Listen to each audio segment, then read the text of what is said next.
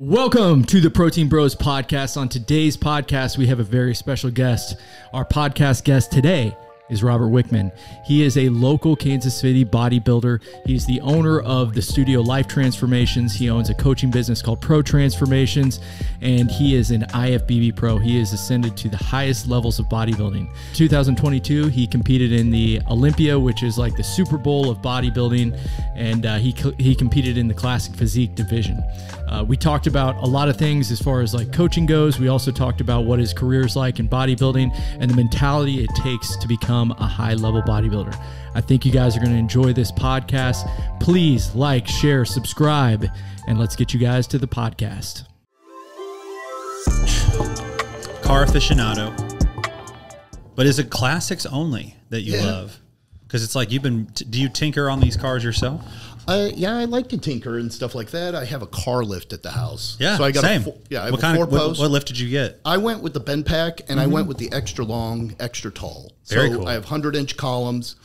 So that way, if I have like the Gladiator, which already has 35s and a little bit of lift on it, it allows me to get the Gladiator underneath it and still have like the old school Corvette above it. How many drip trays do you have? A lot. Yeah. So I want to say underneath the, Look at that. the lift itself. You got them all. You got them all. Yeah, yeah. So I have 4 there, so I don't like drop anything on the cars beneath it. Yeah. And then under the old cars are going to leak. Yep. So I have trays underneath the old cars on the floor as well. Yeah, man. Those drip trays someone has like a monopoly on those, because if you try to find drip trays online, they're still like $80 a piece, no matter where I've been looking. Oh, that's ridiculous. No, yeah, they're I just ordered pieces them. of plastic. Yeah, they're like the lid of a Rubbermaid tub. I actually have extras at the house. Do you really? Yeah. Okay. Well, if you want to put those for sale, let me know. I'm short about 3 drip trays, and I have a 75 Bronco. Oh, nice. And it. Oh, I think I saw that. It drips all over. Yeah, man. It's doesn't matter what you do, it's going to leak. Well, didn't you have that one just built?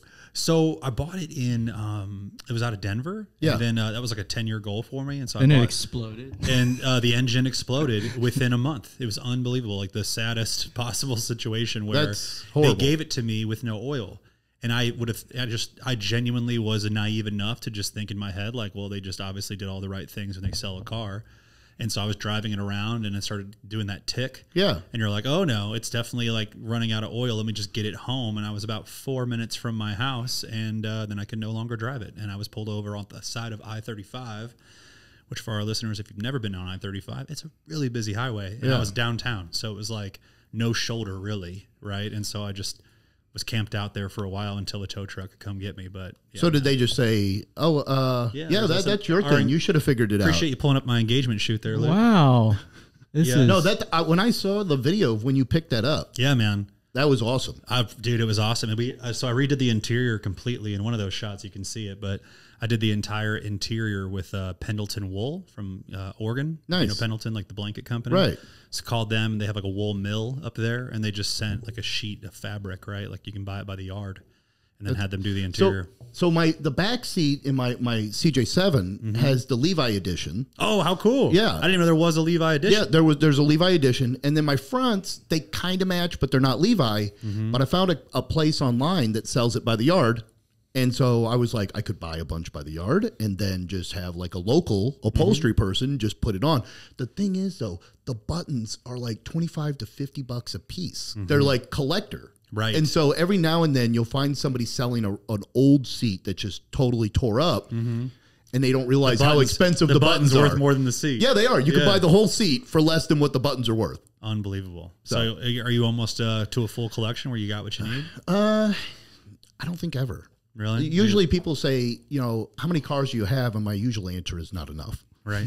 So when did your love for cars, when was that born for you? Probably with Hot Wheels. Yeah. As a little kid playing with Hot Wheels. I think that's what it is. But have you always been a 4x4 fan, though, over like a standard car? No, I think it's everything. You know, something that I really has been on my bucket list, and I'm not a bucket list guy, but just to put a pin on it, is a Model T. Oh, how cool. Yeah, I want to get a Model T. And there's like so many different Model Ts out there. It's ridiculous. There's like, because you had coach For our builders. listeners, this is the best-selling car of all time. Yeah. But it just happened to be the first ever factory car. There's still 1 million of them on the road. Not 1 million out there, but 1 million on the road. That's incredible. Yeah. You're talking something that's over 100 years old.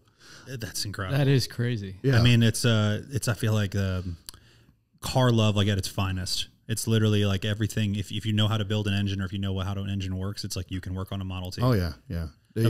You ever seen those? I mean, the real popular thing I've seen is Model A's turning them into roadsters, or like a rat rod, if you will. Right. Does that stuff ever pique your interest? It does. It's not necessarily something that I would want to get, but it's something I appreciate when I see it. Sure. You know, like looking at like just like a piece of art, and you just see all the work that went in to make it happen. Yeah, man. That little black one there. That like the one that's kind of down one. Yeah, right there. No top. That's what I like right there. If I was going to pick one, it's bare bones, but it looks period correct. You know, and that is like a 1930s Model A. Yeah, so everybody like that car is from the 30s. That's just incredible. Yeah, so you're like, you know, in a few years it'll be 100 years old, and then it's street legal, and honestly, if you know what you're doing, pretty reliable. Yeah, pretty reliable to be honest. Pretty reliable. Can you have that car and not have like you know, a still in your basement and be running booze? Exactly. It looks like exactly like a car that anybody during Prohibition would be like running. My booze fiance and around my fiance and I, we run an Airbnb called the Speakeasy Suite. Nice. And so it's all like to the Prohibition era. So maybe we should buy that car as a business expense. An upgrade. You can rent this. Yeah, exactly. You can rent this as well and drive it around. You can have a Tommy gun too. We give you That would be something that's fake, illegal probably, but right, just to give them the full experience of that era. exactly. Yeah, you know how it is. So Robert, you say you're born in California. Yeah, born in Southern California. So most people know where Malibu is. If you go over the hill, you'll be in Simi Valley, Moore Park area, famous for the Ronald Reagan Library. And that's where I was born and raised in the beginning. And then when I was going into elementary school, we moved to Riverside, Woodcrest area, which is closer to March Air Force Base. It gave my parents a little bit more land, but still be in Southern California.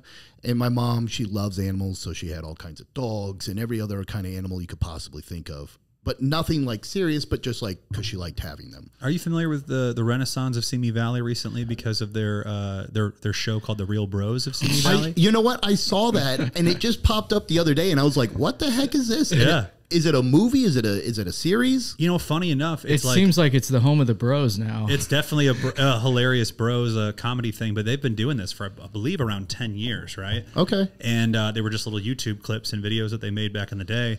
And because of you know, TikTok and Instagram, et cetera, like they've had this kind of like resurgence, if you will. And so now I think they're making a movie out of it. But yeah, it's just a bunch of dudes that just do comedy, but it's so believable. You think that's just who they are. Oh yeah, yeah. My uncle's still out there, so anytime I see something, it always catches my eye. And that one popped up, and I was like, "What is this?" The Real Bros of Simi Valley. Yeah. So is out there where you got into bodybuilding? No, well, I mean, you see fit people like, you know, if we're like, what are my inspirations and things like that? I know a lot of people have Arnold and things like that, myself included. But what really got me into it was, you know, I just like being strong. I just like being fit, and I just like looking good. I know that sounds vain, but I liked looking good. And later, I got into the competing side, but I honestly didn't even have competing on my radar because foolishly, I believed everybody was Ronnie Coleman. And I was like, I'm not 300 pounds, and so that's not going to happen. And then I saw somebody compete years later, and I was like, wait, that guy's not 300 pounds. And so I started doing more research, and I learned there was classes and weight divisions and things like that. And so it opened up my eyes, and then I was like, all right, I'm going to do that same show, but a year from now. So I got enough time to make refinements and focus and drive and then dial in. First show, did you have a coach? No. No, my coach, and this is going to be hilarious, because I was in grad school, and everybody leaves during the summer. So I was just me. And I had the Encyclopedia of Modern Bodybuilding, and I had Pumping Iron. And those were my two things. Nice. It's just a different era, right? So can you tell us what year this was? That was 2002. Right. So the summer of 2002. Pre-everything. You know, I was on the Sean Ray forum, and they had like the other ones like Get Big and all these other ones and stuff like that. But really, I just read cover to cover the Encyclopedia of Modern Bodybuilding. There's a portion where he talks about like the camaraderie they had and how they're all hanging out and doing everything together. And I was just envisioning that in my mind, like I'm there immersed into that myself. And then I'd watch Pumping Iron, like, I don't know, so many times that it's too many times.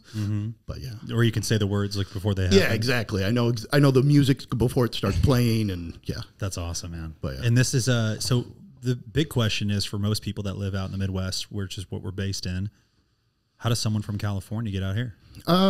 My mom likes to say that she just pointed at the map and went somewhere, but I think she just wanted to go somewhere to get away from how busy California is. And I know that sounds like what we're talking about right now, people wanting to leave California for how it is and stuff like that. But I think it's always been busy and it's always been moving and stuff like that. So I think she just wanted to dial back and stuff like that, and come to the Midwest. How old were you when this happened? I was a teenager. So I was in those teenager years, probably about the same age my son is right now. So he's like 14, so about the same age. That's a really impressionable year in your life. So do you have any memories, like first initial kind of like wow factor? What is this place about when you moved out here? Well, we moved in August, so I assumed we moved to hell because it was the most humid I could ever imagine. And I, in Southern California, of course, I'm not exposed to humidity. Mm-hmm. So like it is sweltering and suffering. And I'm like, oh my God, we moved literally to hell. And that's where I thought we were. Mm-hmm. It feels like a swamp. Yeah, it was terrible. And you know, when we first moved to Missouri, we moved to Salem, Missouri. So like we were in the like somewhat country. It's just like woods everywhere. I've never even been exposed to woods unless we went to like Big Bear or something like that. Mm-hmm. Oops.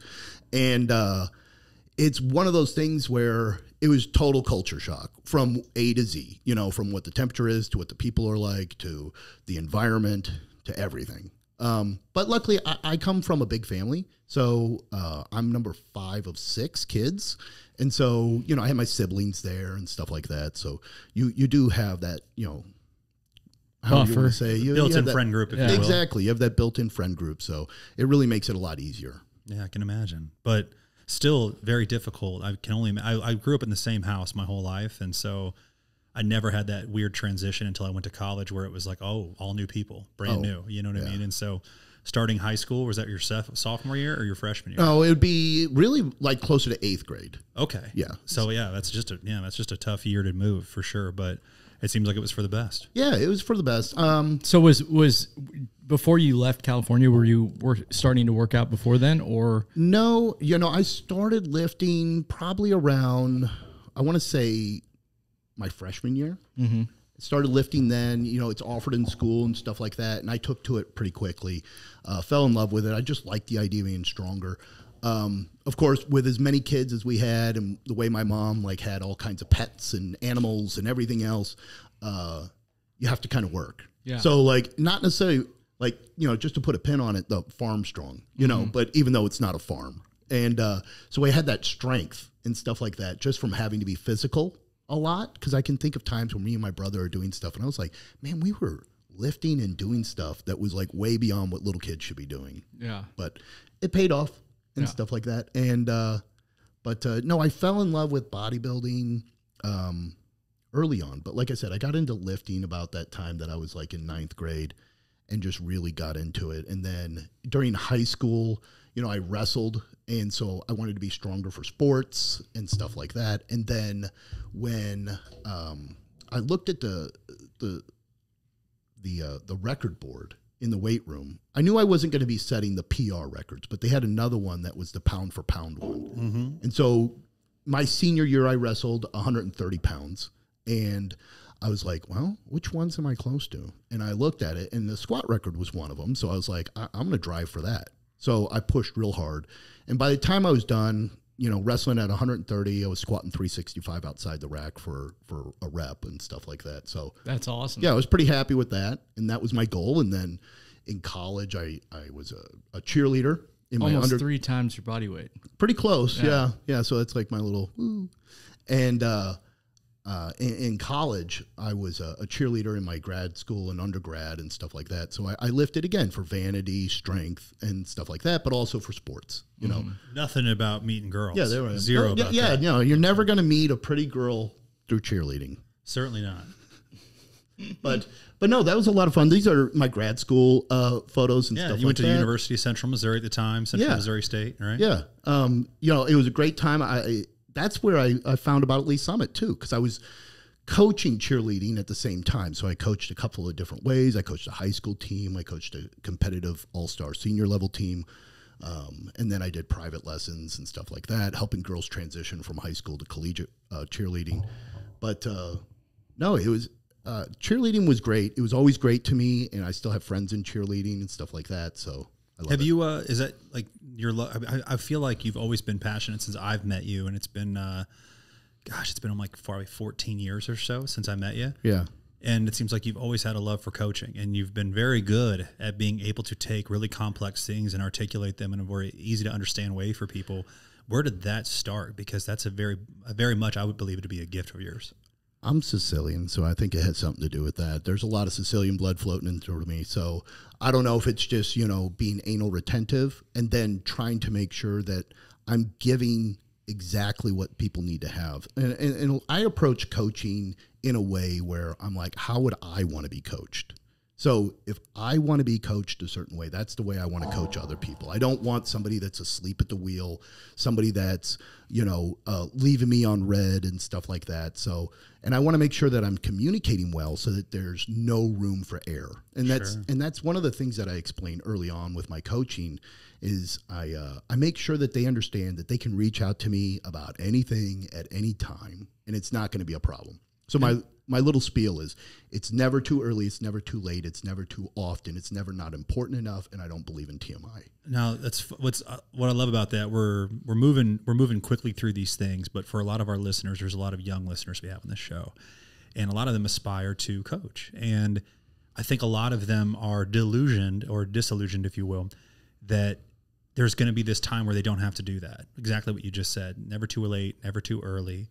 And they're thinking, how long do I have to grind like this, in quotes, where I make myself available to my clients at any time?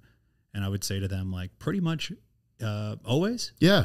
They think they're like, I just have to do it for this amount of time, and then I can put all these parameters up. And it's like, well, there's always going to be somebody else who doesn't have those parameters up. Yeah, no, you have to keep your foot on the gas. Just like you guys are in business, you have to keep your foot on the gas. As soon as you let your foot off the gas, you start slowing back down. And if you want to make sure that you're giving people everything they need and you're doing what you need to do, you can't just sleep at the wheel. You kind of have to be on your clients. Then say that again. That's a really difficult thing to do, right? So it's a situation where I always try to explain to anybody who's getting started, like, just deliver 100% on the results that you're seeking out from people. So it's like, my way of looking at this is you start coaching clients, you give them that level of support. And obviously your expertise is great. So they're going to see results, and people are going to ask those clients, hey, what'd you do? And so they're going to refer your name. And so you're going to get to a certain point where you're going to have to come up with some kind of a cap, because you can't multiply yourself out that easily, right? I see other coaches where they'll have coaches underneath them and stuff like that. I've never reached that point, but it would be, if you're thinking big picture, that'd be nice, but I have never reached that point. Is that a point, what I'm saying, is that a point that you're striving towards? I would say yes. Okay. Yes. Especially, with upcoming, I'm going to have some more free time on my hands and things like that. So I want to just put myself into my work, I love that. I feel like, with the coach-client relationship, a lot of times the people that have the worst problems with their clients just consistently asking questions that would be quote unquote dumb questions. It really comes back to the coach not doing a good job of explaining, at teaching them things, like explaining the mentality as to, like, hey, this is why I'm having you do this. This is, the specifics of, why we're doing this. Instead, you get a lot of coaches that will just be like dictate things to people without an explanation. And then you run into the person that's like, well, why am I doing, like they're checking in, they're hitting the button. But I feel like, most of the time, as long as somebody is doing a good job of explaining, like, why they're doing certain things, you kind of teach a client how to be a good client. 100%. And the thing that I like to explain, because sometimes people are afraid to ask questions because maybe they worked with another coach that is like, no, you trust the process or something like that. And I want to make sure somebody understands it. One, because I feel like the better they understand what we're doing, the better they're going to apply. The better they can apply, the better they're going to do. And I don't take it as them questioning my authority or questioning the method. I think they just want to understand. And I'm like, if they want to understand, I want to give them the answer. And I want them to learn. Like with my in-person people, there are a lot of just regular people, regular goals. And I tell them, I want to teach you how to train so that when you eventually leave, everybody eventually leaves. No matter how long I train somebody, 7 years, 10 years, eventually they're going to be on their own. I want them to have the same level of success and understanding of their workouts, their nutrition, their supplementation, as if I was there, so that they can continue doing it. Because I don't think of myself as like the person with all the knowledge, and I have to keep it to myself like it's some big secret. I want to share the knowledge. It's if somebody really wants to learn it, there's Google. They could research. There's no secret. It's not like Chicken and Rice has like a copyright on it and stuff like that. But them exactly what we say to our guys all the time. Them understanding how everything works, it just lets them have more ownership of what they're doing. The more you empower them, the more they value you for empowering them. Yeah, so, and I like giving good knowledge. Even if it's not a client of mine. I have people reach out, and I'm helping them anyway with just answering basic questions and stuff like that because I want to help. It's hard for people to, I think, value the process if they don't understand it. And so all you're doing is giving them a clearer picture of what the process is and why it's so important to do these details, because you're not going to follow coaching that you don't understand the why behind. And that just goes to show with any process, right? If it's our employees or you have someone working at any job, if they don't understand the why behind the task that you're asking them to do, and it's taking up their energy or taking up their time, 100%. they need to understand it. So not only do they do it, but they do it right. But they reduce their stress too. If I got a guy that's freaking out about why am I doing this? Why am I doing that? Or gal, I don't want the mental stress. That mental stress is going to have a physical effect. And I often say, and I have a bunch of little phrases, but relax the mind, relax the body. If the body's relaxed, it's going to work with us a lot better. So I want to make sure they don't have one less thing to stress about. You've been coaching for a while too, Robert. I mean, how many years now as far as specifically bodybuilding? So I started training clients in 2005. I didn't feel comfortable full-blown coaching until closer to like 2013, 2012, somewhere around there. I had coached a couple of people for free here and there that wanted some help, but I was like, just as a friend. And then I started picking up a couple of clients and stuff like that, but nothing really serious. And then in 2013, I was like, I think I'm ready to push and be a full-blown coach. And so that's when I really made the push into it. As you started this process, pushing into it, like you're saying, 2012, 2013, what is we know that in fitness, there's a lot of trends, a lot of things that your clients are going to be asking about because their friend's trying it or their friend's coach talked to them about it. If you had to change your philosophy over these years, it's been, roughly over a decade since you started really pushing on the coaching. Have you had to change your philosophy with the times?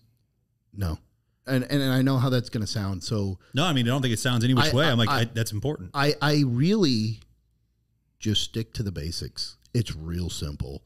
You just do it. And I'm going to try and put this into a right way.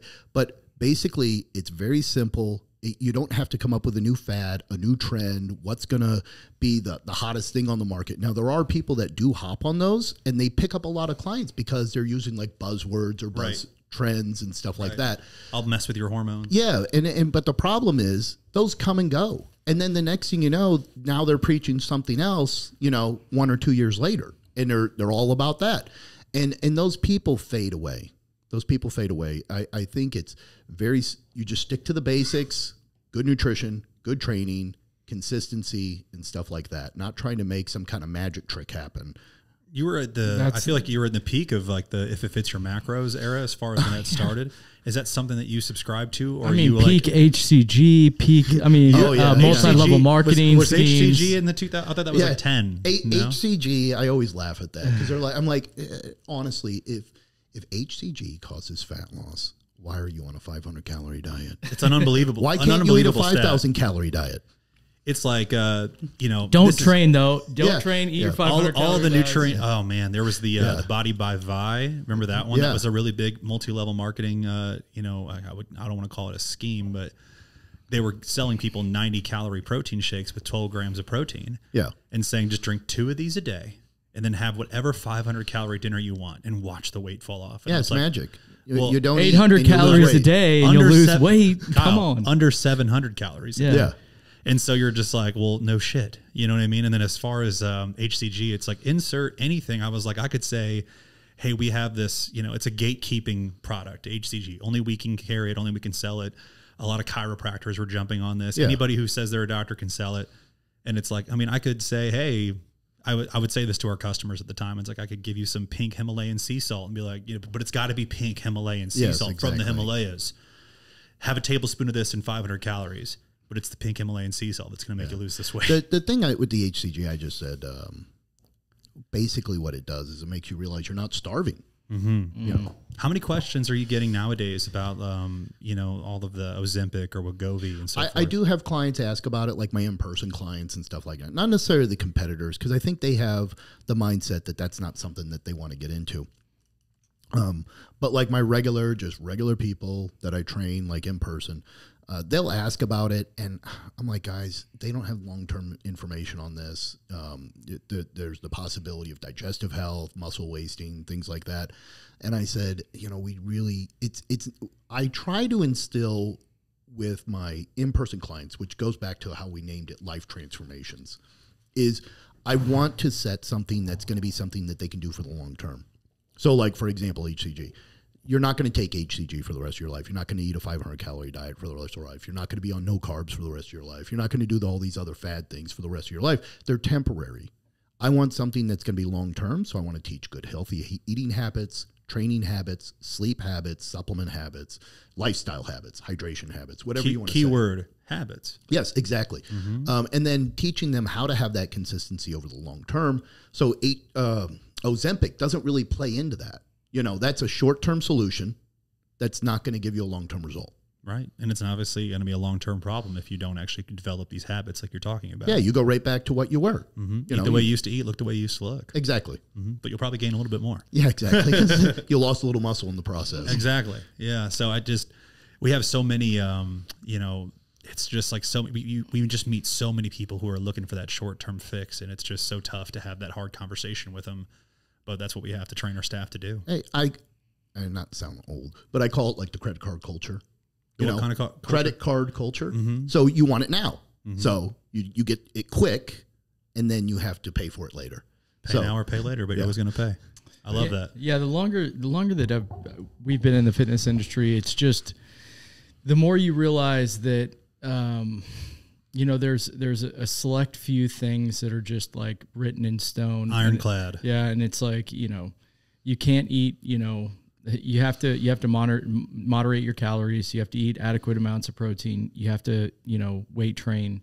You have to get enough sleep and enough hydration, and then you have like everything else that's kind of on the outskirts of that. You know what I'm saying? And then also, most importantly, you have to have people surrounding you that are supporting what you're doing, because the longer I've also been in the fitness industry, the more I think that makes a big difference on people, on whether or not they're going to make good decisions. It's like, how does your husband feel about this? How does your wife feel about this? Are they being a negative influence and pulling crabs in a bucket, on you a lot? And I think that, that makes a huge difference in somebody's long-term success. 100%. Two people on the same page is going to have a lot better results. If the husband and wife are on the same page, things are going to go a lot smoother. Yeah. And accountability partner, because it's like, as a trainer, as a coach, you can only be there so much, but guess who's there all the time? And that's what I tell them. I say, when, like, for example, if we're in the studio training, that's 1 hour a day. They got the other 23. So they need to make sure they're doing their homework. Yeah.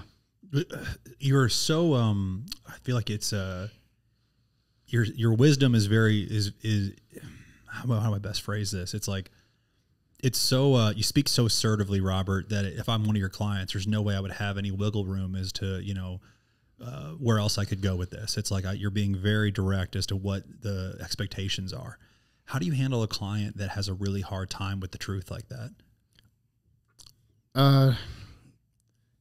So yes, I do be direct, and I don't try to sugarcoat it. I don't try It's not abrasive, though. To BS direct, them. yeah. It's direct, but I also tell them I'm not there to hurt their feelings and stuff like that. Now, if somebody's having a difficult time accepting that, I try to figure out how I can work with them and make it better.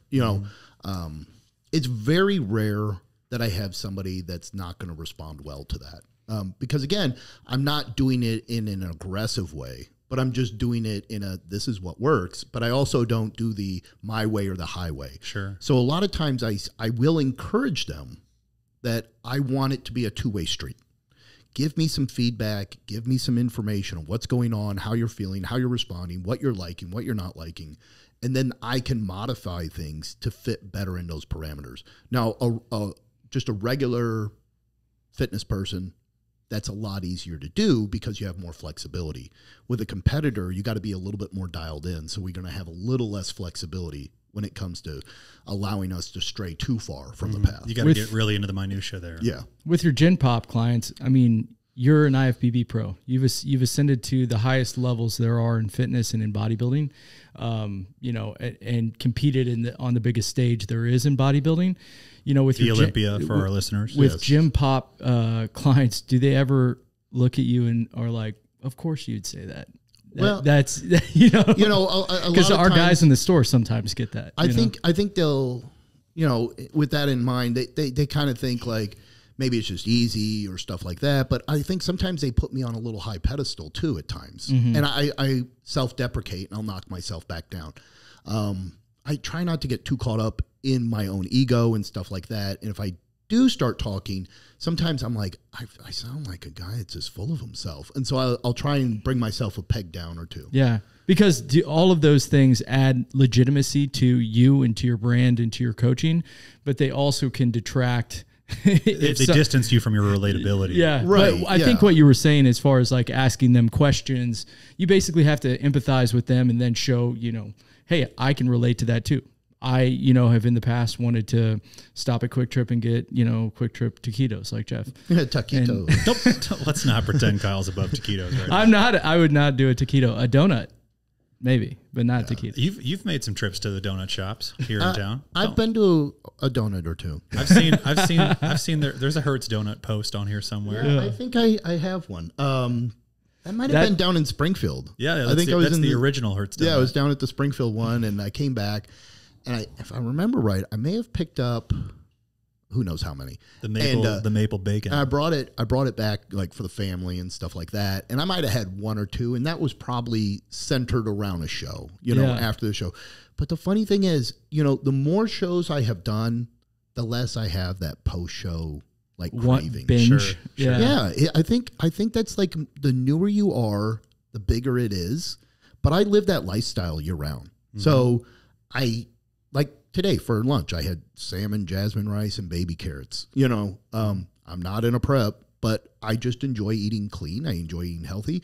And I live the lifestyle year round. And I think that makes a big difference in those cravings and stuff like that. You also probably just have to go through the absolute misery of the day after the show when you're like, I feel like shit, because I did the Missouri in 2011 and I had 2 milkshakes that night, and I woke up the next day and Jeff brought me donuts and I was like, dude, I feel so bad. Oh yeah. And I just pushed through. But I love you only mentioned the 2 milkshakes, not the other food you ate. As you kind of, you know, do more and more shows, do higher level shows, it's just one of those things where it's like, you know, it becomes more a part of who you are. It's not an event. It's 100%. Like this is actually it's like the same phrase, that credit card culture. It's pay now or pay later there. Saturday. Yeah. But so back to like with my competitors, I try to mentor to avoid the double milkshake, 12 donuts, whole pizza, whatever it may have been. And I try to talk to them about the pitfalls of the post show. And I often tell them this is going to be mentally harder than your whole prep was, because now you don't have the carrot of the show keeping you on track, and you're having to do it. People are going to see you in the suit. You're going to be on stage in front of everybody. Now there's this intangible, I just want to be in shape. You know, they're going to start maybe attaching their identity a little bit to that. Yeah. I've seen it happen where it's not just the physical changes if you have like a bad post show reverse, but it's the mental aspect, because you go from looking like a Greek god or goddess to not looking like one, and it can happen in days depending on how fast you're gaining. No doubt. Yeah. You also. What was your stat, Kyle? How much weight did you gain? Yeah, exactly. I think I got to 245 probably 3 days after the show, and I was 200 pounds on stage. Okay, yeah, I was going to say the worst I've pretty ever impressive. seen. Pretty bad. The worst I've ever seen was 40 pounds in 4 days. It wasn't a client of mine; it was a friend of mine, and he had done a show, and it was a national level show. Didn't do as well as he wanted, and so he was like, you know what? I'm going to do another one. I'm going to push hard. I'm going to do even better, and then didn't do as well as he had hoped. He did fine, but he didn't do as well as he hoped, and then I think it was just mental. Yeah. Downhill from there. You know what I think is one of the worst things, especially for somebody who's just a novice, like somebody who's competing for an event. It's not something, they're not, you know, a high level bodybuilder by any means. You get into a routine, and when you get done with that show, when you wake up the next day, and you're not like tied to a routine anymore. I'm not getting up and I'm not doing my cardio in the morning. I don't have to go work out today. I don't have to not go to a restaurant. You know what I'm saying? Like being out of that routine and kind of having that freedom was the worst thing for me. Cause then it takes a little bit of time to get back into it and get remotivated. But you know, that's why I'm guessing you probably have most of your clients like reverse diet out of it. And you know, 100%. I take them, if we're going to just say stair step, I stair step them down into the show and I stair step them back out of the show. Yeah. So I don't shut off cardio. I don't just dump in all the food. I don't just stop training. I want to slowly dial them back out of the show, just like I slowly dialed them into the show. And I think that's the best approach. I want to make sure that I'm keeping their hormones strong. I'm keeping their training good. I keep hitting the mic. And then I want to make sure that I keep them moving and try and make sure that I'm setting all of these in place, these processes in place before they fall into that trap. Yeah. So, and that's why I do a lot of mentoring. I give a lot of advice. I talk about the pitfalls and things like that. If I'm a prospective client, right, and I'm signing up with you to do a show, a lot of, you know, what I hear from our clients or from our listeners is that when they sign up with a coach, they're usually doing a prep coach, right? So it's like I'm doing a 20-week prep or a 12 or 16, whatever it may be. And so my question to you is, if someone approaches you like that, do you build in the post-prep, the post-show, be like, hey, you know what, we're going to do a 20-week prep, but I actually need you to sign up for 28 weeks? I don't get the initial commitment, but what I do is I give them that starting point, irregardless, if they're going to continue past the show. So some clients will continue and they'll do an off season with me. They'll do a prep and so on and so forth. And I have some people that are going to do an off season or prep and some people that are going to just do a prep. And no matter who they are, I want to make sure that they have the plan so that when they do finish with the show, they still have that. Because I've received plenty of clients that are like, after the show, I didn't know what to do. I just started eating like crap and that was bad. It's crazy how many people are attached to the show as their rationale to be that, you know, stringent on their diet, on their exercise plan. And then when the show is over, they lost that carrot, like you were saying, and just valuing their own health and valuing how they feel wasn't a part of the equation. Well, it's got, and not to interrupt you, Kyle, but it's got to be a lifestyle, right? It's got to be a lifestyle. So here's the thing. If you're a competitor, let's say you're a bodybuilder, you're a bikini competitor, you're whatever, wellness. Are you that? Or are you still a person that just does that? So I like to think I am a bodybuilder, and therefore I live as a bodybuilder. I train as a bodybuilder, sleep as a bodybuilder, and that's who I am. Now, does that define me? No, but that's what I am, so therefore that's what I do. Your actions align. Yeah, and unlike other sports, there's no like, well, I'm going to go to the bar, I'm going to hang out, I'm going to slack off and stuff like that when I'm not at practice, because ours is 24 hours a day. So if you're going to commit to that lifestyle, you have to live that lifestyle. Yeah, there's no doubt. And so it's so difficult for people to, there's a lot of imposter syndrome involved in what we're talking about. 100%. There was a, you know, and I'm speaking from experience, you know, I mean, I've lost 60 pounds. I've had 60-pound weight losses, 4 of them in my life, maybe 5. I'm like losing count legitimately.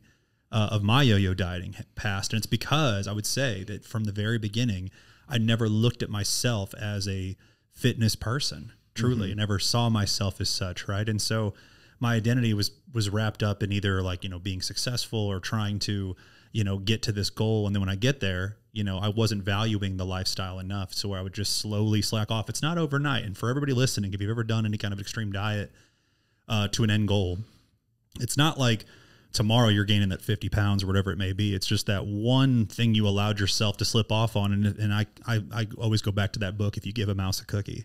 Oh, yeah. And it's like, all right, well, today I'm not going to get in that cardio because I don't have enough time. I don't feel like doing it. And I don't have that show to look forward to. And I don't have that vacation that I'm getting in shape for, or that reunion that I want to look good at, whatever it may be.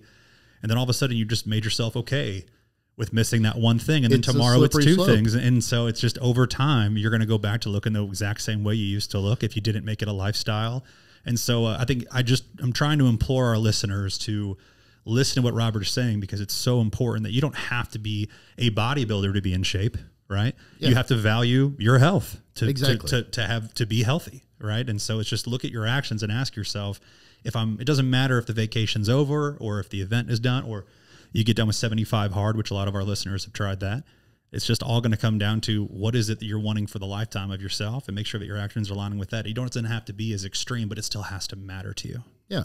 I think with the reverse dieting stuff too, even if you're looking at it from like a vanity standpoint, it took me dieting down, 2 or 3 times, to where I started to realize when I reverse diet out of this, I can increase my calories substantially and still stay lean. Right? 100%. And it takes that, honestly, I could have probably worked with a good coach and learned that quicker, but it took me dieting down and kind of ballooning back up. And then, actually doing a reverse diet that was slow to be like, oh, hey, I'm not that much, obviously I've put on a little bit of fat, but I'm not that much, less lean, and I'm eating, 1,500 calories more than I was when I was dieting down. And you kind of stair step up your metabolic capacity over time to where it's like, oh, now I can stay leaner and I can eat this much food, and it's, it's kind of a lifelong process and something you have to go through to understand that, if you do things the right way and you have patience, and you look at it like it's a lifestyle instead of looking at it like, I'm just going to get lean for this specific event. That's how people end up like you, where it's like you stay in great shape year round. Right. And obviously you put a lot of work into it, but over the years, the dieting down, the reverse dieting out of it, the consistency over time is how, people end up staying in great shape and not having to be a slave to food, which a lot of people get into the cycle of being a slave to food. And the highlight I want to, and not to cut go ahead, you off, but the highlight of all of this, I want everybody to hear out, is that this is all mindset. None of this involved any kind of physical movement in the process. It's just how you're shaping it in your head and how you want to challenge yourself. You don't have to be a bodybuilder to be in shape, right? But you chose this is the level of standard that I want to live at. And it's just what's required. And so you're not looking at it as like this huge deal. And so when people say like, hey, the amount of clients when they sign up, I'm sure there are still a handful that are just like, when they start, they're just like, I'm not trying to look like you. Oh yeah. And you're like, believe me, you won't.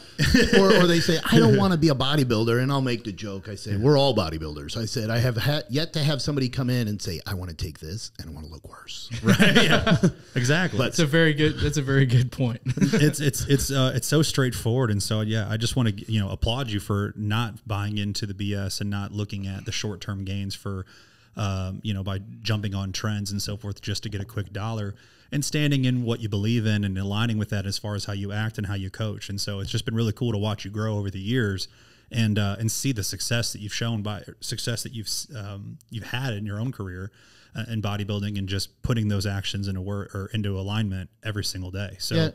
I want to get into that Olympia show. Yeah, go ahead. Definitely. Just to be like, I was like, let's talk about the success. Dude, like I'm saying, cool.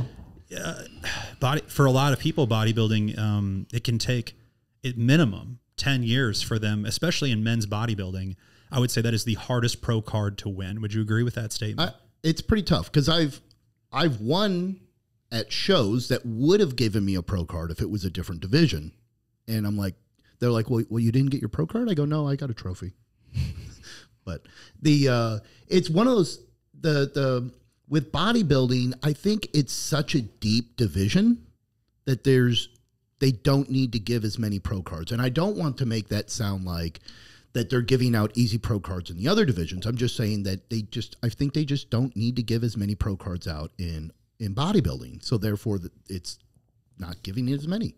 And I think that the other divisions in the sport have grown quite a bit because of the difficulty of getting that pro card in bodybuilding. I remember I did the 2011 Muscle Mayhem here in Kansas City, which used to be a show here.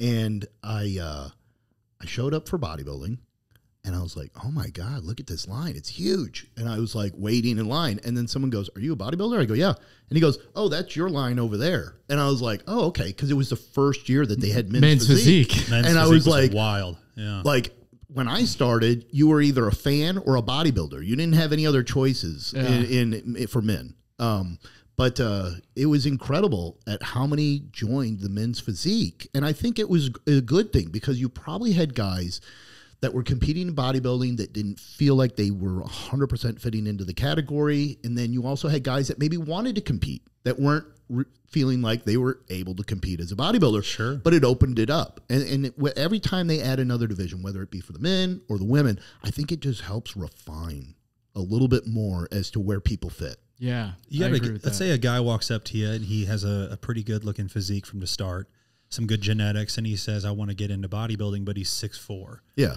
Do you recommend him to go to classic physique or to go into men's physique before starting bodybuilding at that height? I think it just depends really on what their physique looks like. I mean, height, if we're just taking height out of it, and he is 6'4", let's go with he's 6'4", but if I'm just taking height out of it, one of the first things I do when I look at somebody, I look at their silhouette. I'm not looking at their level of definition or anything like that, but I'm just looking at the silhouette. What does the shape look like? And then I start going from there. So if the shape looks right, then yeah, he could be in bodybuilding or he could be in classic. He could be in men's physique. It just depends on where the silhouette is. But if they have the ultimate goal of, I want to be a bodybuilder, and let's start with they have a men's physique body. Well, then we grow out of that division and then we grow into classic and then we go from classic to bodybuilding, you know? So it's what does the client want? Help them achieve that, but also help make sure that I'm setting realistic expectations of what they're able to do and how they're able to do it. What's where do you feel like the future of men's physique is right now? Because I feel like, just like in bikini, if you go back to see who won the Olympia, let's say in 2011, 2012. Yeah, like, was that Mark Anthony or is that he earlier than that? I couldn't tell you on the... I thought it was it's the same guy for like 4 years in a row. Yeah. Gosh, what was his name?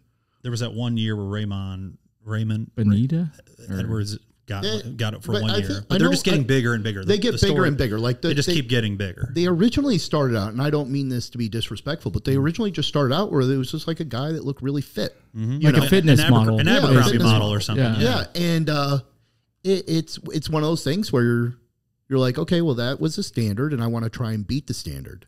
And then you can quickly escalate that into much bigger, much leaner, much harder physiques. And so then they'll put out a mandate, says, hey, we need to dial you guys back and stuff like that. And I think, you know, outside of men's physique, that's where classic came from, because they started putting heights and weights on guys so that they could keep them more into a standard. Mm-hmm. But it's one of those things. I really do enjoy the sport because of just how much it offers for so many different people. I think classic, you know, even over men's physique, classic physique has just blown up bodybuilding. You know, Chris Bumstead coming onto the scene, I think he, for a lot of younger people, has been like that, has been the new Arnold for them. I think so. I think it's if you had two regular guys walking down the street and you were to show them a photo of Bumstead or Lunsford or Ronnie Coleman, yeah, and you said which one you want to look like, and let's say Bumstead had a pair of jeans on, yeah, and stuff like that, you'd be like, that guy looks pretty damn good. I want to look like that.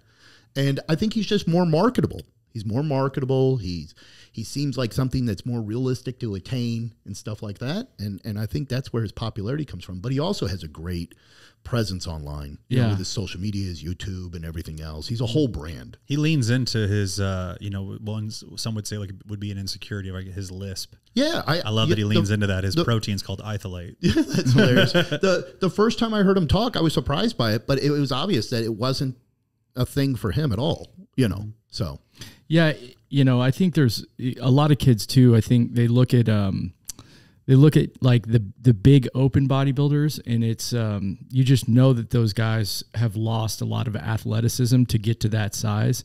And I think there is, with classic bodybuilding, there is still like people look at Chris Bumstead and say, I mean, he could still shoot a basketball. Yeah, he could probably play some basketball, play a little pool volleyball, and stuff like that. Yeah, it's like, you know, he hasn't completely compromised a lot of aspects, even though, you know, sacrifice if you watch, just doesn't seem as greater. If you watch a lot, yeah, and also information travels faster now, and so a lot of people understand like what sacrifices are needed to get to that size for most people in open bodybuilding. And I think that turns off a lot of people to that as well. Yeah, the medicine cabinet can be pretty daunting. Yeah, it could be.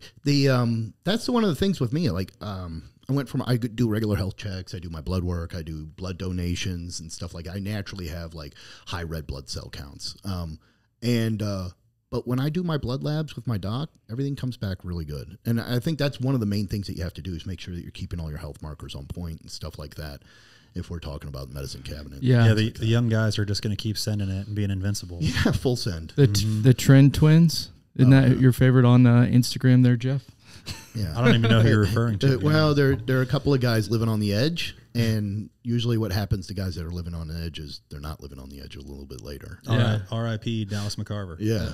You know, being so young and being able to. And these guys, they got great physiques. They have a great social media presence. I think they got like a tremendous YouTube page also. You know, I think it's, I think I looked at it not too long ago. It was over 1 million or something like that. It's crazy, dude. If you're over 1 million on YouTube, you're a professional YouTuber.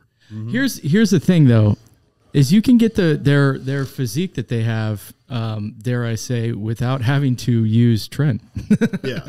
Now, I don't know if they're using Trend or something like that, but it could be a marketing. It could be just a marketing thing. It could be just a marketing thing. Yeah. But you know, a lot of times you'll see young guys come out of nowhere that are superstars, and you're like, they're the future, and they burn out fast. I think you got to take your time, let things happen like they're supposed to. Not try and rush the process, and keep a good quality physique, but also keep your mind healthy too. And your personal clients, because I'm sure you've had some in the past that you felt like they absolutely have what it takes to grow really far in the sport. Mm-hmm. What do you feel like it has contributed to their burnouts or their lack of being able to live up to the potential that they once had? I think just the mental consistency, you know, the grind.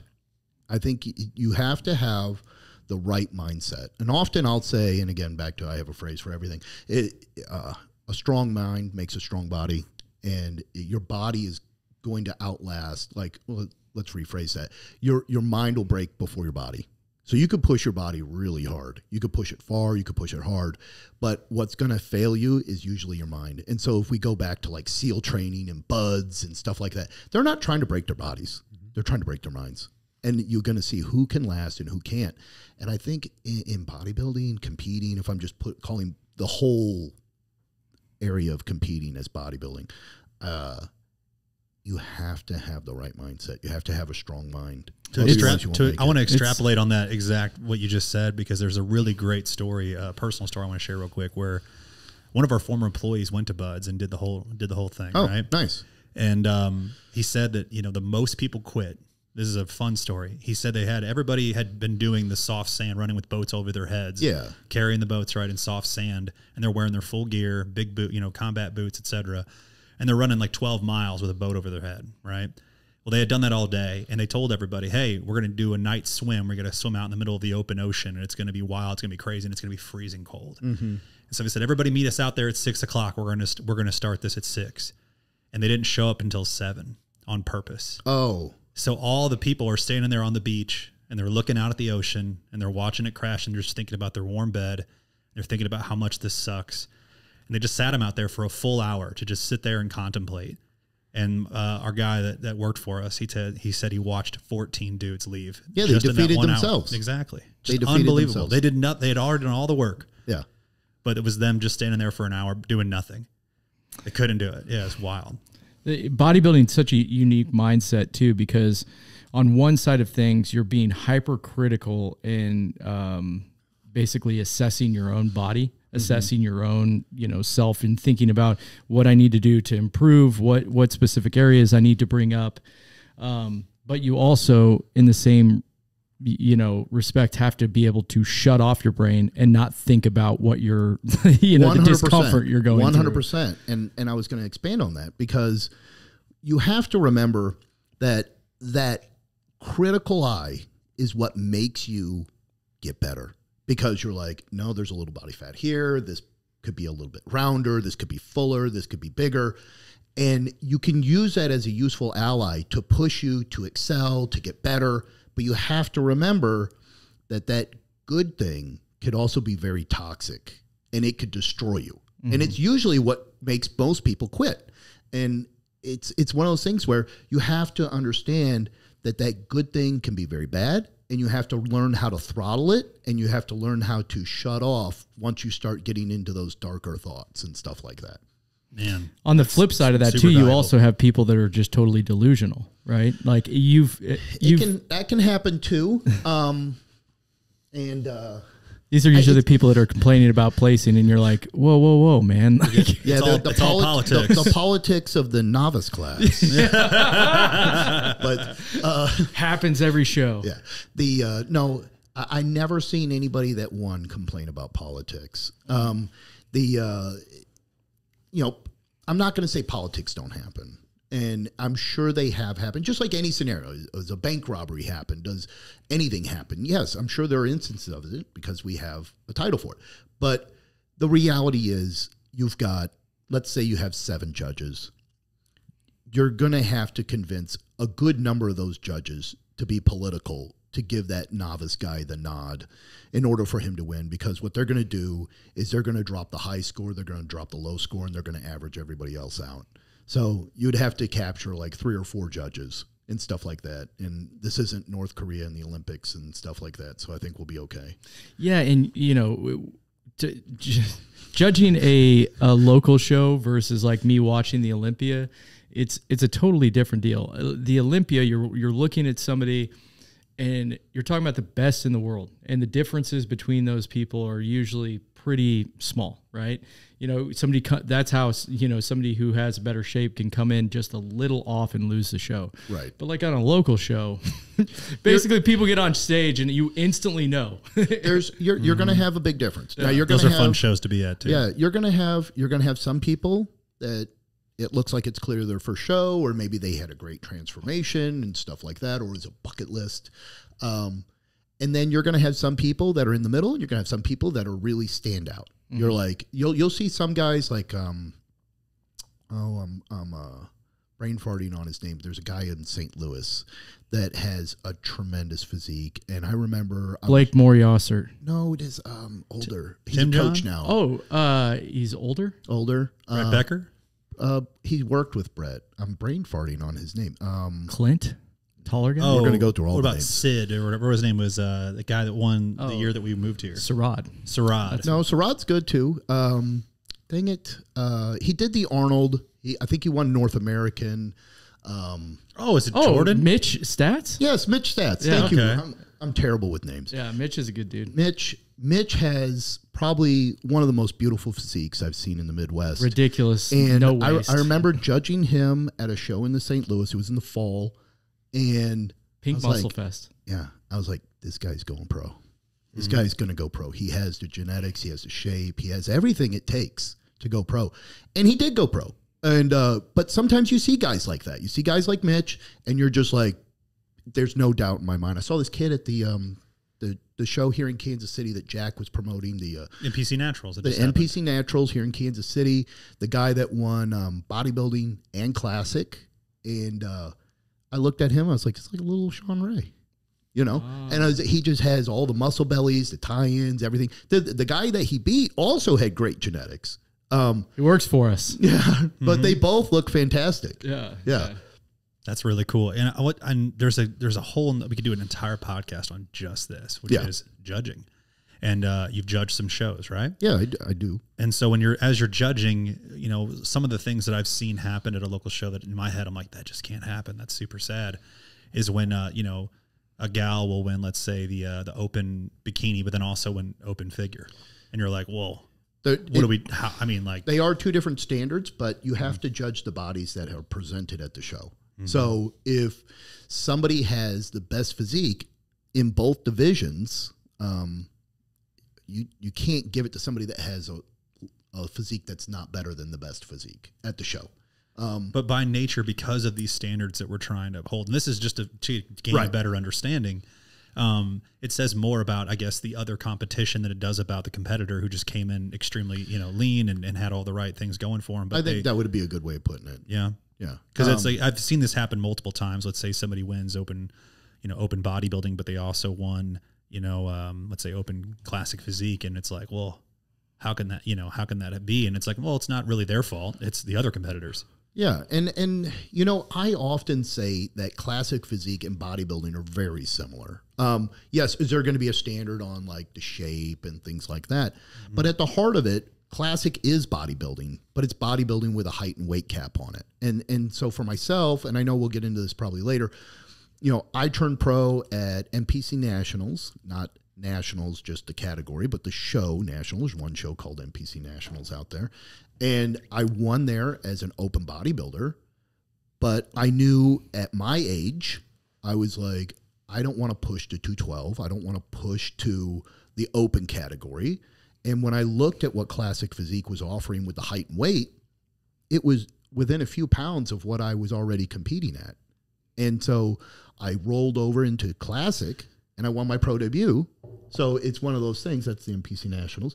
But it's one of those things where they're truly the same thing.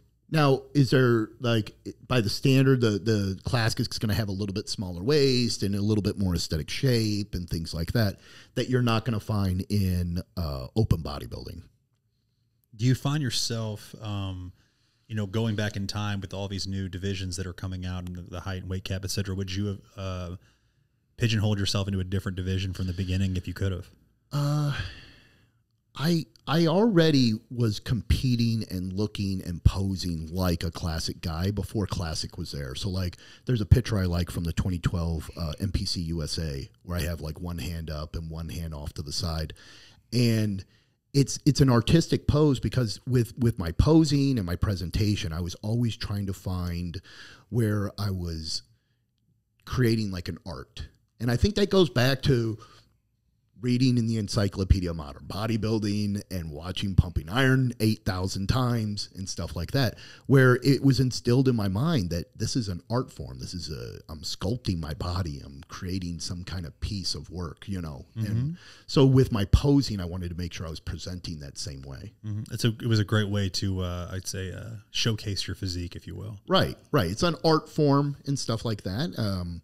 We call it a sport, and there could be a debate about sport. And I like this one. The funny thing is, while that photo looks like I did it in a studio, that's actually the stairwell at Rage down in Springfield. How funny! Yeah. It's literally the stairwell, but like the photographer, it's got the perfect overhead light, and the stairwell in the back is black and stuff like that. So it creates like a perfect lighting and image and stuff like that. How cool!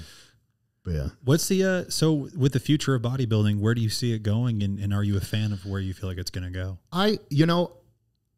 Derek, I think, helps create this better aesthetic look. Lunsford for our listeners. Yeah. Lunsford, yeah. Mm-hmm. He's the current Mr. Olympia. There's a good possibility he could be a second Mr. Olympia, but there's definitely some guys that are going to push him. And how cool, though, that a 212 guy won it. Well, how cool that I competed against him. I was about to say, so, I was just looking back because I was like, he had a memory lane post that had Derek in it. Yeah, Derek. And C-Bum. Yeah, and Breon. Yeah. So Breon beat me in 2013, and then I can't remember if Derek was like 2015, 2016, somewhere around there. And then, C-Bomb obviously at the Olympia and stuff like that, but that was no competition for C-Bomb. But no, it's pretty neat with Derek because he has a much smaller waist. He has much more of an aesthetic physique than what we've seen maybe with some other Mr. Olympias and stuff like that. And so I think that Derek's going to be able to, there's C-Bomb on the right. They should have put us together, I think. Maybe not. Unbelievable. Yeah. And then, when I look at this photo, I realize how short I am. And outside perspective, I can see that I am pretty short. But, from the first person perspective, I'm not. Who's all the way on the left? That gentleman, I'm not sure. He might be a guy from like Mexico or something like that. Because they're pulling from all over. Yeah.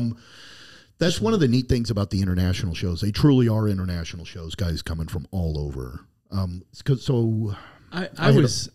had also done the Amateur Olympia years prior, and in 2019. And in 2019, there was a guy from Spain, there was a guy from France, there was guys from New Zealand. They're all over the place, and so it's pretty neat. Just wild. Doing pretty good in that lineup, though. Yeah, dude. Yeah, I felt absolutely belonged. Yeah, it definitely was a surreal experience. It's one of those things where coming up we all dream about the Mr. Olympia. We all dream about competing in it and just the whole idea of it. And for it to genuinely happen, and I was just over the hill or over the moon. And then this was the year of COVID, correct? no, this is 2022. This is 22. So no COVID restrictions at all. No COVID restrictions. This is in Vegas. So last year it was there.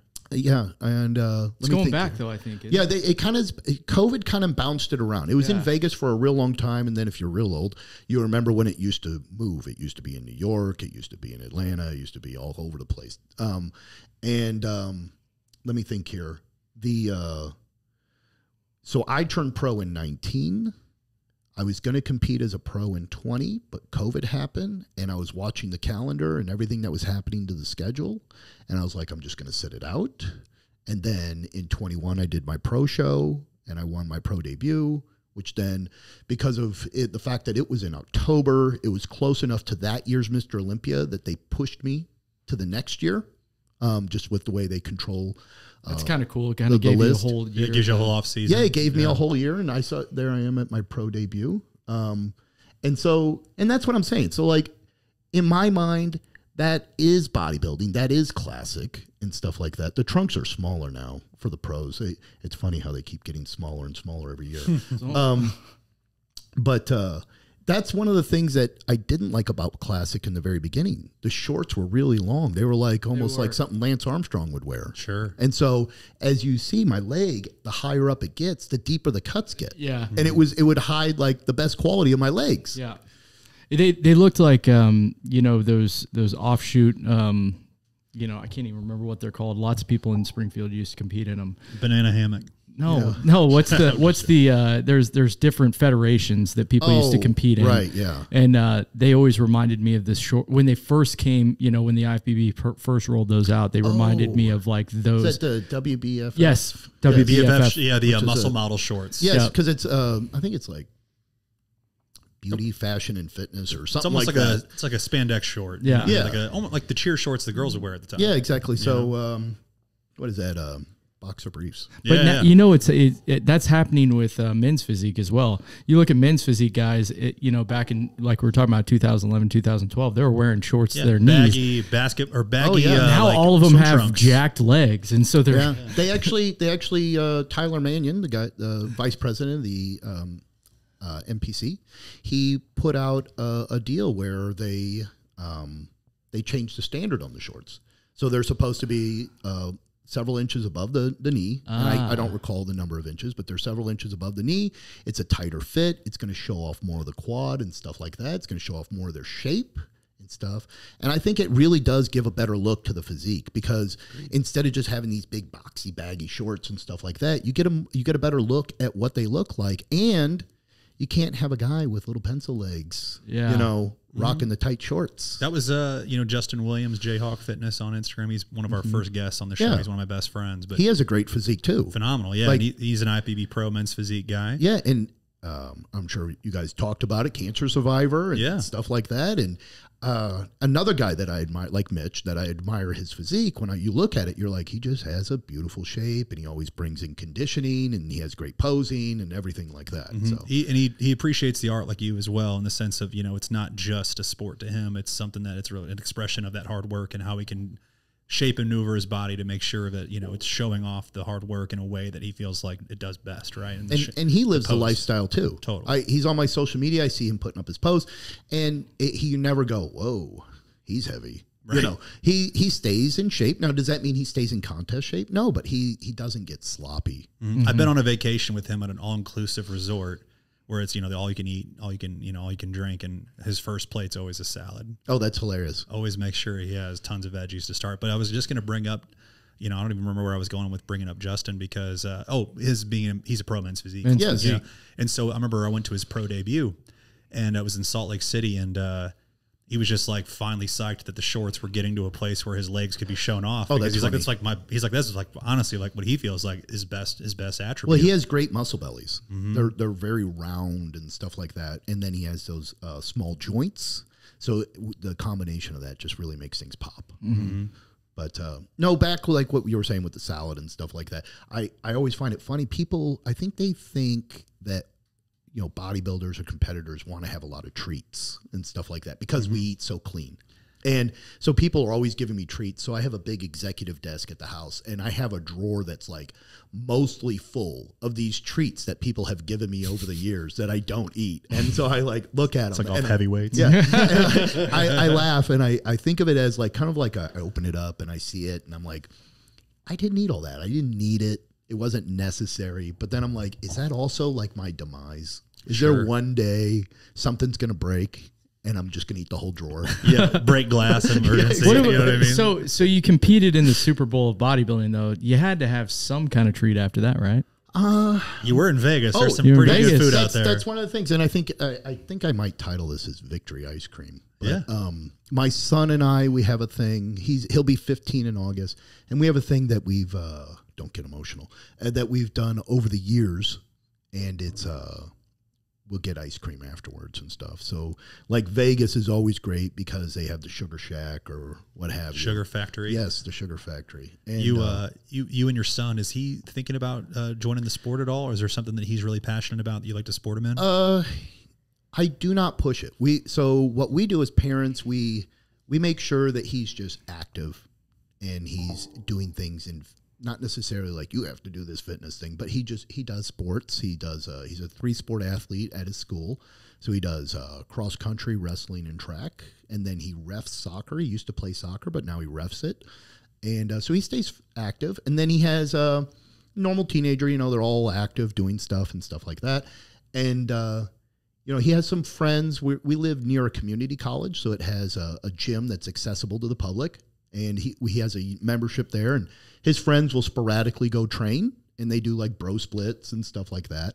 And he's worked out with me a few times. But I think it's one of those things like, I don't want dad telling me what to do. Sure. So I said, hey, if you want to come in the gym, I'll show you how to do things and this, that. Oh, no, I'm good. And I'm like, okay, fine. But, we'll work out every now and then. I think we've worked out like a handful of times over the last couple of years.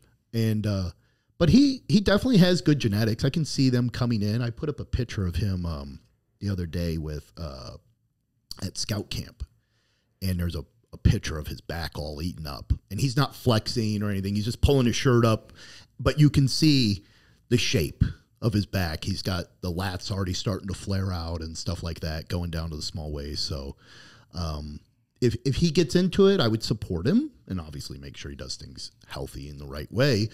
But by no means do I push. Right. It's got to be his idea. I'm not trying to be a stage mom. I'm not trying to live vicariously through my kid. He can live his life. I joke. I say the only thing I make him do is play piano. I like that. So Yeah, a lot of times too, if you push like that, you get the opposite reaction. Anyways, it's like they basically get the rebellious stage yeah, going. natural defiance syndrome. Yeah. You mentioned ice cream, though. If we're going to say Victory Ice Cream. Yeah. Jeff's got to go back to the ice cream. He's like, yes. what Let's ice talk cream? more about this ice cream. Well, the truth is, it's like you mentioned like the treats and so forth. I feel like that's very much celebrated on Instagram. And so, it is. I think it's, again, trendy. Right. So it's like, there's also look at whole me. businesses that have been Food built, right? porn. The amount of people that have created the post-show treat, like specifically targeting bodybuilders. Oh, yeah. The crazy massive cookies or the massive brookies or brownies, whatever they may be. I want, again, back to that, I like to mentor and advise and give people at least the information. What you do with it, that is your choice. But one of the things I warn about is sugar post-show. Your body's a sponge. You're in this depleted state, and it's going to soak up whatever you get it. Back to like what Kyle said, you can eat a lot of clean calories and not really gain too much body fat. Almost like your body soaks it up, and you're like, I'm getting bigger and fuller and stronger and everything else. But sugar is, in my opinion, the fastest way to gain body fat. After a show, you're activating your storage hormone, and it's going to do exactly that. Unless you're just wrapped up a workout and you're trying to time your treats and stuff like that. But it's going to activate storage hormone, and chances are that's going to be the number one culprit for your body fat gaining is sugar. No doubt. And, one of the reasons why, I mean, that with salt is, why you gain so much damn water weight too, right? Yeah. After. So well, carbs are going to carry water and stuff like that, and sugars are carbs, blah blah blah. But sodium, you're going to be sodium sensitive, especially if you did anything to manipulate your sodium levels and stuff like that. So you just have to be aware of that, and then you just have to meter how much you're taking in, for how long you're taking it in, and when you're taking it in. Make sure you're staying hydrated and things like that. But if you do things right and you don't go ham, you get a taste, but you don't become gluttonous. That can really make a difference too. So the Victory ice cream, yes, you can have Victory ice cream, but it doesn't mean you have to live on Victory ice cream. Yeah. What's the flavor though? What did you get? Yeah, I'm a cookies and cream guy. Yeah, I like the dude. cookies and cream, but I feel you there. It is pretty good. But I have learned to like some other stuff too. Sure. So, yeah. So you've done a lot of very cool things in bodybuilding. What would you say, if you've had any moments that were like surreal, or you feel like, man, I've made it, what specifically have you experienced that you think is the most impactful thing that you've ever done in bodybuilding? Obviously the Olympia is going to be up there and stuff like that. Winning my pro card, I did get emotional for a moment. Winning the pro show, because that's like, in my mind, you watch these guys that will elevate and stuff like that, and they have this trajectory, and that kind of was in my mind, that trajectory. You get the pro show, you win your pro card, you get the pro show, you win the pro show, you move on to the Olympia, the Arnold, and things like that, and that trajectory in those last several years was really awesome, and I really enjoyed it. But one of the things, and we didn't really touch on this too much, one of the things that I really kind of like take pride in is being my own coach. And I don't mean just like my own trainer, but I mean my own nutritionist, my own posing coach, my own workout partner, my own everything, So everything I do it myself. I started that way as an amateur in the natural federations, worked my way through the natural federations, and then had to kind of take an assessment. Where am I going? What am I doing with this? What do I really want to do? And my path was in the NPC, which was then the path to the IFBB. And I was never going to get there through the natural federations because it's just not a path that it leads to. So I made the switch to the NPC. I worked with this gentleman named Don Long for a couple of years. And Don and I, again, just like I do with my clients, had a very honest conversation. And it was, I need to learn how to compete in the NPC. And once I do, I'll go back to coaching myself. And so after 2 years of working with Don, and not necessarily 2 years, but more like a year and a half, but 2 years, I went back to coaching myself and been doing that ever since. So I think I made the switch to the NPC, the very first Muscle Mayhem in 2007. Okay. Yeah. It's kind of a wrestler's mentality, obviously when you do wrestling, you have a coach, but, when you're a wrestler, you go out there, you shake hands with the other guy, and it's kind of just you out there. Yeah. There's no teammate. No teammates, No like you have a wrestling team, but like it makes no difference when you're out there with, Yeah. So 06, I think, 3 weeks out, that would have been the last year that I competed in the tested federations. And then 2 years later, I have a Cobra back and a little bit bigger. God dang, dude, your genetics are great. They obviously, state the obvious, but have no doubt that a lot of work went into getting to the 2006 number too. Oh yeah, of course. Because I want to never to undermine the hard work. I want to say, from that's 30 pounds from high school when I was squatting 365, because that's about 160, 161, and in high school I was wrestling 130. Mm-hmm. Now, obviously, there's some time between that and stuff like that, but 30 pounds of muscle is still a lot of steak. Yeah, tons. Yeah, true. You've also, like, with these, you mentioned these last few years, right? 19 to 22 were just surreal moments for you along the way. 100%. Ascending, in a way that you'd always hoped, right? So you've also met a handful of people that maybe you didn't think you'd ever meet, some really, really popular bodybuilders, as well as some people that maybe have had an impact on you. I'd like you to share a couple of stories on both ends of the spectrum. Can you name someone that when you met them, they really blew you away as far as how how they professional they were in person, and then the other end of the spectrum, maybe you met someone that was just a total letdown. Yeah, there are some that don't meet your heroes, and but the first two main pros that I met outside of like going to a show or something like that. When I knew I wanted to compete, I given myself that year, and there was a show in St. Louis called the Caveman, and it actually used to be in the caves, but then it got too big for the caves, and they moved it to a traditional venue.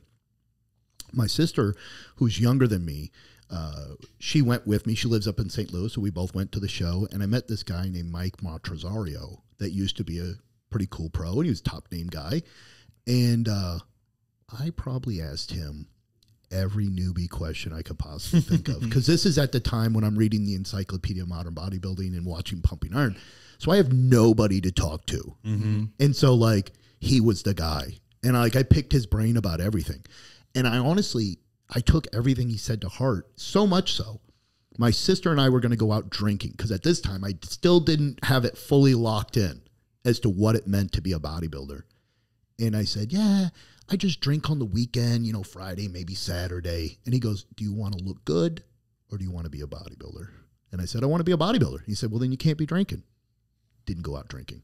I went out, but I didn't go out drinking. So I still was able to socialize, still have fun, still hang out with everybody. But I made that commitment, and I didn't drink. And that was, let's say, July, end of July. I didn't have a drink of alcohol until New Year's Eve. Wow. And it was like so locked into my brain that like my roommate had to convince me I wasn't going to erase all the gains in the last several months from going out and having a drink on New Year's Eve. Right. But I was so like, had mentally brainwashed myself that I could not. It was such a pivot though in your life though, right? Yeah. I mean, like you legitimately were like, okay, this is what I want, and this is what it takes. And, I'm hearing it from somebody that I obviously look up to. The gospel came down from the heavens on stone tablets to me. Do not drink. Yeah.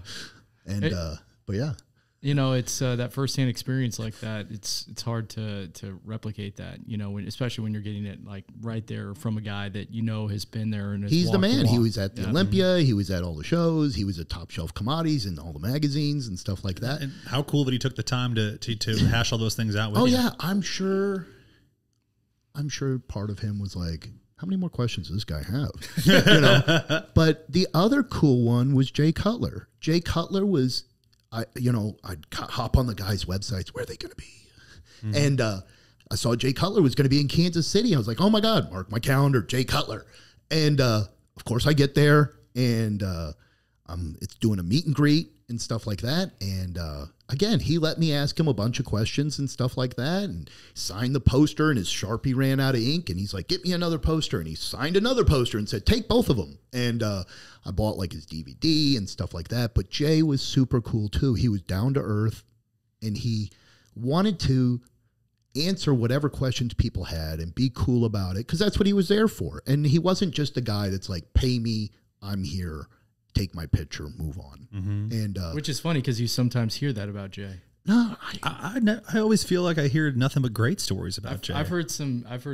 Really? To be fair, every bodybuilder has some like. Oh, I'm sure everybody has one appearance they wish they could get back. Yeah. Sure. Maybe he had a bad day. Yeah. But Jay was super cool, and Mike Montrazario, Jay Cutler, I try to use them as my inspiration of what is a professional, even before becoming a professional, just as an amateur or a coach or whatever. I always want to answer whatever question, help anybody out, and just be real and pass on that knowledge. Now let's swing this spectrum all the way to the other side. When you said sometimes you don't want to meet your heroes, can you share a story about maybe some time, or maybe they were just having a bad day, but it was just kind of deflating? It's possible it was a bad day. It's possible it wasn't. So when I was talking about making the switch from the tested organizations, and I want to move to the NPC, which is going to take me to the IFBB, I had this vision that I was going to be the white Sean Ray. And I got the bald head, so I'm almost there. And but it's one of those things where he had the physique. We were similar shape, or I'm sorry, we had similar type shape. Yeah. Obviously, he's a living legend when it comes to competing. But it's more of something I would aspire to. Because, like, you take a look and you're like, what guys kind of look like me? Do I look like a Frank Zane? Do I look like a Jay Cutler? Do I look like a Sean Ray? Something like that. And so Sean Ray was somebody I aspired to look like. And I met him, my friend and I. We saw that he was promoting a show in Colorado. It was the first show Phil Heath won. It was his pro debut. How cool. Phil Heath, that show was really cool. Phil Heath took first and Kai Green took dead last. But he won the best poser competition. Or not competition. He won the best poser award. And the next year, Kai Green won that show and then won the New York Pro, and then it was a steamroller from then on. Mm-hmm. And so it was pretty interesting to watch both of them. Yeah, it was like history unfolding as they were happening. Mm-hmm. And let me think here. So you're meeting Sean Ray. I meet Sean Ray, and I'm like, hey, Sean, I know you're super busy. Can I get a quick photograph? And he says, yeah. Let me go use the restroom real quick. So, like an idiot, I wait outside the restroom door, and there must have been 2 doors because he went out a different door. And I look over a couple minutes later, and he's eating a hot dog. And I'm like, what the heck? He totally blew me off. And then I saw him again the next day, but I was like in a sour mood about it. And I was just like, forget that guy. But you mentioned Phil Heath, and Phil Heath is a guy that has, had some people say negative things about him in the past, but I worked a bodybuilding show in St. Louis in maybe 2014. I think I was at that show. Yeah, it was a Jack Tatone show, and he was there. He was one of the guys that was there to guest pose, and he had a booth right next to us. And I watched him do the same thing, shake hands, have conversations with people till 1 a.m. And never once complained about it. Like we kept feeding him like protein bars and stuff. Right. And he was just the coolest dude. And afterwards we helped him like break down his setup, and he took a picture with us and everything. And, it's like 1 a.m. And he was just a great dude. He was one of those guys where I was like, man, I can't believe people say negative stuff about him, because I've never, I didn't have a bad experience with him at all. I think it takes what it takes. I think he learned a lot from Jay Cutler. Obviously, Jay's been a mentor of his, probably in bodybuilding and business and everything else and life. And I think he probably has learned a lot from Jay. I would say that's probably right. Jay, I think he's the archetype when it comes to everything in bodybuilding. Look at him. I mean, the guy is like uber successful in just about every aspect of bodybuilding that he's done. There he is. Yep. Taking up half the photo. But I had to stand closer. I'm trying to out-angle him. You definitely out-angled him. That's like 240 Kyle. I was a little chunkier back then. But yeah, no, a lot of these guys, I think a lot of them at heart, they realize that they're bodybuilders. We're bodybuilders. We're all just on the same page, doing the same thing and stuff like that. So Jay Cutler, if you remember the Jay Cutler in like the short shorts, like on the beach with the most massive legs you've ever seen before, is the photo that was like, I'm going to start lifting weights. Yeah, I think those were he was signing different posters. Yeah, right. It was a Muscle Tech ad. It was like a Muscle Tech. It was something in a magazine that I was like, bro, I got to start lifting weights. It was a 6-page ad report on Cell Tech. Oh, yeah. From Muscle Tech. That's what made you do it. Said 6,000% more gains. 60 grams. Hey, no. What I was buying the Cell Tech. I was all in. I was all in. On the label of Cell Tech back in the day, it was gain 8 pounds in like 8 days. Yeah, exactly. And it was 60 carbs and 10 grams of You know what else it was back then when I was like 13? I'd see like Jay Cutler's traps. And I was like, bro, what are those? Like, I want those. Like, how does one get those? Yeah. It's just crazy. Jay is a freak, though. There's a YouTube video out there with him and Branch Warren at the Teenage Nationals competing. Oh, yeah. And how cool. Jay's a monster back then. Yeah. And Branch has crazy legs, like he should. And the hilarious thing is that Branch beats Jay. Yeah. For the title. For a while there, Branch was killing it back There's in Branch the day. right there, 5'6", 184 pounds at 18 years old. Unreal. Crazy. Come on. Look at the legs. Look at the side leg, his glute, everything just tying in. Upper body needs to come up a little bit. Posing's probably not the best. But he's 18 years old, and he's a freak. And when they go to the overall, he's going to have he's going against Jay Cutler, who's like the heavyweight. and stuff. So it's pretty impressive. That's amazing. You know what's funny? Branch has he started out with, just so you know, Branch started a jerky company. He's been sending us jerky. Oh, that's hilarious. He's super nice. Yeah, he sent us some jerky to review on here. Really good, actually, by the way. Better than the Branch Warren, like Johnny Jackson, like Metroflex training videos. I'm just like, yeah, dude, I want to freaking just sling some weight around. If I get hurt, who cares? How old's Jay in this one, you know? Jay's probably 18. Let's see. They're probably going to pop his stats up here since he's talking. Dude, he looks like our former employee, Andrew Schmidt. Oh, yeah. You know, Andrew? He's got that thick jaw and stuff like that. Yeah. Dude. That's so fun. Doesn't he kind of look like Andrew Schmidt, dude? Yeah. I feel like in the face. I think Chris Aceto was helping him back at this time. Because it's funny when you listen to Chris Aceto talk about how Jay came to him. And he pretty much turned him away like 3 or 4 times. Yeah. Before he finally accepted him and said, maybe this kid's serious. I don't know if it's the camera, but he feels it's like his legs are so much smoother back. I think that you could say that he's gonna be a little bit too soft for the teenage category, but this is also a long time ago, so the standards are different. And but yeah, there just you go. Branch's legs are just crazy. Is that crazy Big Jim Manion on the right? You find a freaking 18-year-old nowadays that looks like that. That's crazy. Unreal. And it looks like Branch too. Real stoic. Wow. Robert, we loved having you on, man. It's been such a great conversation. Yeah. We have one question we'd like to ask all of our guests. Oh, yeah, You're probably not going to have a good answer because... There's stuff that you love. That's true. You obviously are a connoisseur of protein. Oh. When it comes to meat, here in Kansas City, people love barbecue. Oh, yeah. If you had to have one spot that you had to bring people to, if they're coming in town to try Kansas City barbecue, where do you bring them? Oh, Jack Stack, maybe? The old one? The original one? The OG in Martin City? The OG in Martin City. It's got the whole atmosphere and the feel and stuff like that. I'm big on atmosphere. I like atmosphere a lot. I think that's a good call. Hey, Lee Summit's Jack Stack, not bad. It's not bad, but the old one just has a whole nother feel. Especially if you're an atmosphere fan. I like atmosphere. Do you have a specific order from Jack Stack? No, I'm pretty basic. I'm pretty boring. Like when people say, hey, what's a recipe for this? What's a recipe for that? I'm like, hey, I'm the 3-ingredient guy. Yeah. But as long as I get a good meat and I just like more the flavor, not so much the sauce, So I know that may be blasphemy in the barbecue community. No, we had somebody school us once in here, Julian Marquez, a UFC fighter. He was like, are we talking about barbecue or are we talking about sauce? Yeah. And he's like, oh, there you go. He's like, the meat by itself is the art. Yes. He's like, pour whatever sauce you want on it. That's a totally different flavor. I have a client who's an engineer at Honeywell, and but he likes to do smoke competitions and stuff like that. So if you can get that meat just right, that's where it hits. Oh, that's awesome. So good. So good. Hey, such a great conversation, man. Thank you again, man, for 100%. coming on. Yeah, thank you.